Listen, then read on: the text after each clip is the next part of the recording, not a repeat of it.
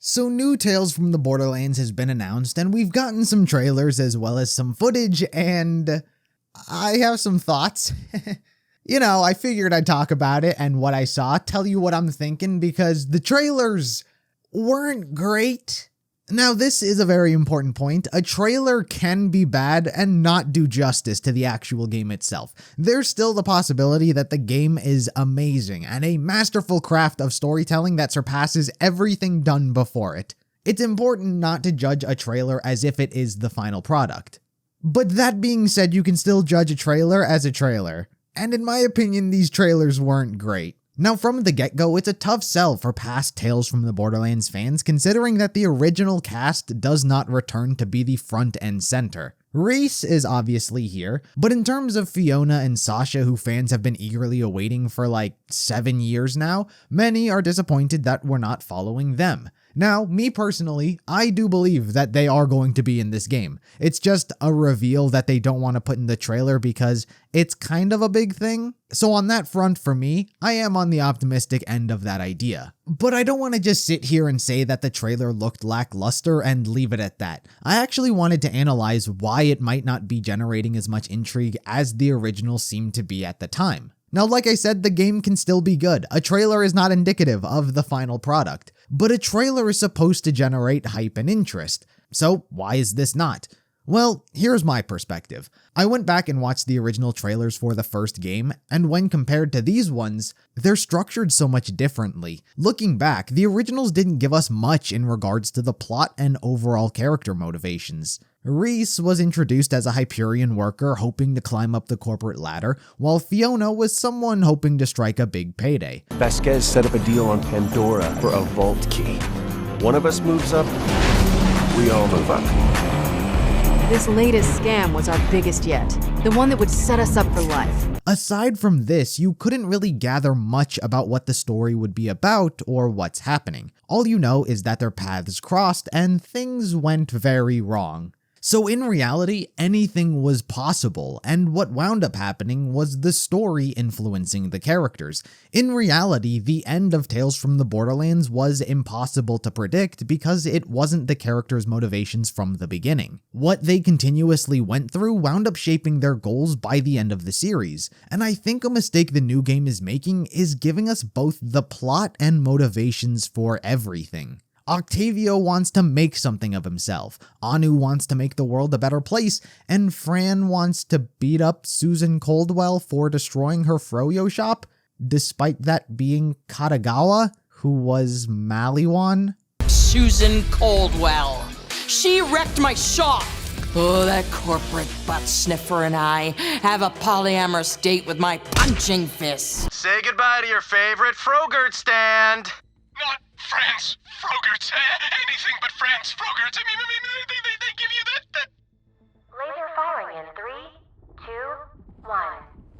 Fresh fruit on the bottom of the cup and the little. Oh, God!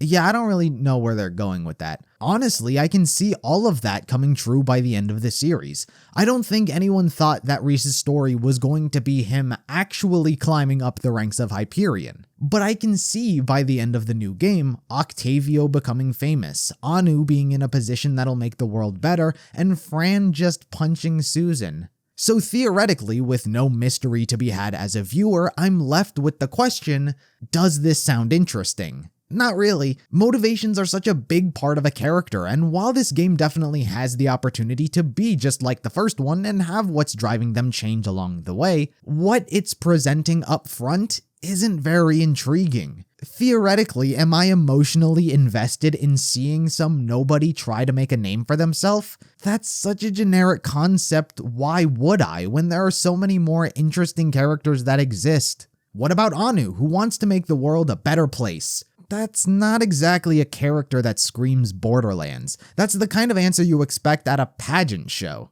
The Borderlands universe has normal planets. Gage came from a relatively modern world and society. It was just corrupt in many ways. The terrible world is what binds everyone together. Everyone gets to share in the fucked up trauma they've all experienced. Why would you want to take that away? Fran, to be fair, is probably the most Borderlands-esque character of the main three. Her attitude is much more fitting to the universe as a whole.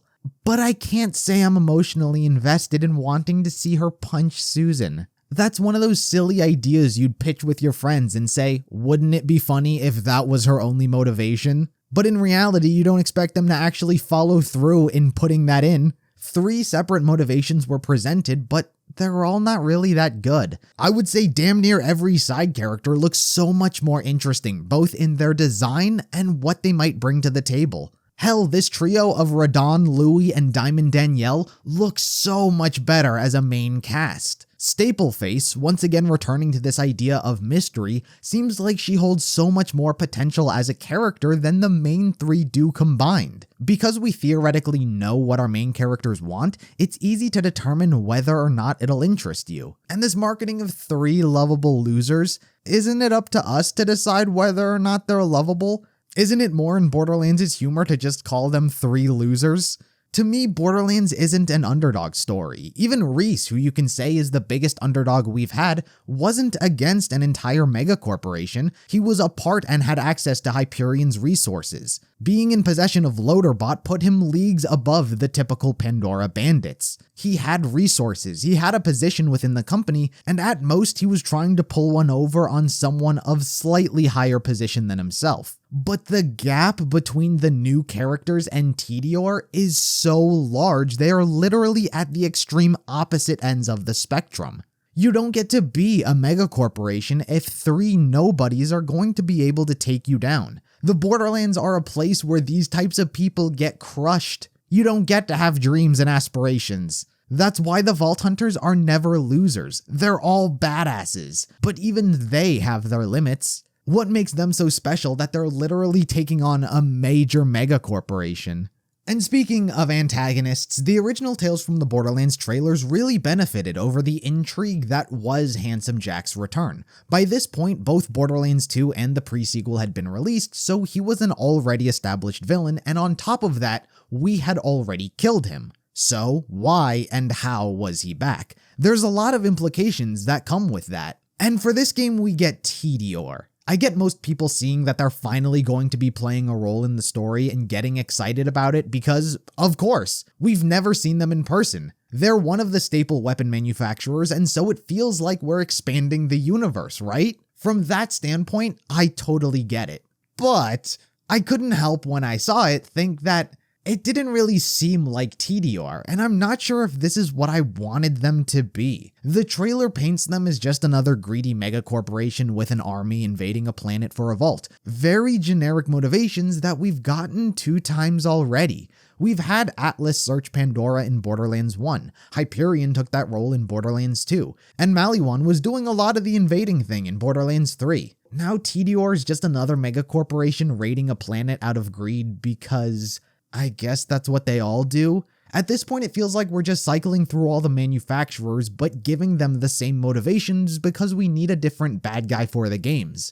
And to be honest, I get it, but Tediore? Of all the corporations, Tediore's the one that we're painting to look this serious? Tediore's the goofy corporation. They're the ones that suck. No one has respect for them. Even Reese made fun of how bad they were. They're the army where one Iron Bear from the Vladov Ursa Corps wiped out an entire platoon by itself. A shock troop of Iron Bear mechs cleared out an entire continent of Tediore troops on Sarkanis 3 in a matter of days. They're the company that makes the gaming systems. They're the ones that make the guns with legs. No one respects them, and they make goofy and cheap products that it's literally more cost effective to throw away your gun instead of reloading. And I'm to believe they're the army that's invading? And Promethea of all places? That's Atlas's homeworld, literally since the beginning of Vault Hunting. And Atlas just got finished repelling Maliwan, an already established, better and stronger megacorporation than Tediore. So why are Tediore making such a stupid play? For all the gimmicks, the last thing I expected was to see a serious CEO like Susan Coldwell. I'm to believe this is the woman who's approving all of the wacky products? I lost both of my thumbs in a horrific foreplay incident, and am physically incapable of reloading guns. No problem, John. Tediore's Insta-Digistrug reloading system gives our weapons faster reloads than any other manufacturer. Thumbs not required. How about that? If I were able to, I'd give that a thumbs up.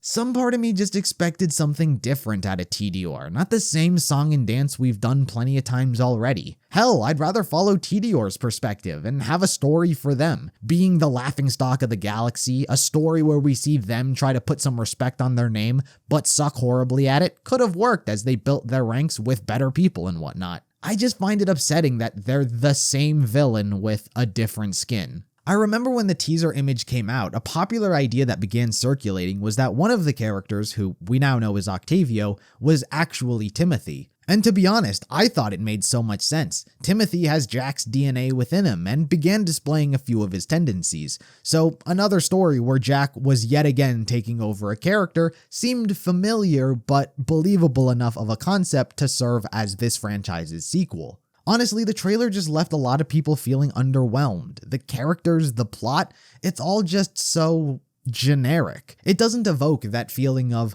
oh my god, I need to play this game to see what happens. It's more like, yeah, I guess I'll play it because I need to know what happens for the next game. I'm hoping my worries are nothing but that, and the game proves itself to have a reason to exist. I'm one of the few people who loves the narrative aspect of Borderlands, but these trailers left a lot to be desired. Maybe I'm in the minority, maybe you guys think that it was totally awesome and you're super hyped for it. I don't know. But let me know your thoughts in the comments. Do you think the new Tales from the Borderlands trailers looked good? Are there any reasons that I didn't cover that make you hesitant going in? I'm still going to buy it, I'm still going to play it, I'm still going to cover it. Only then can I truly judge it as a product. But until then, let me know your thoughts, and until next time, I'll see you in the next video.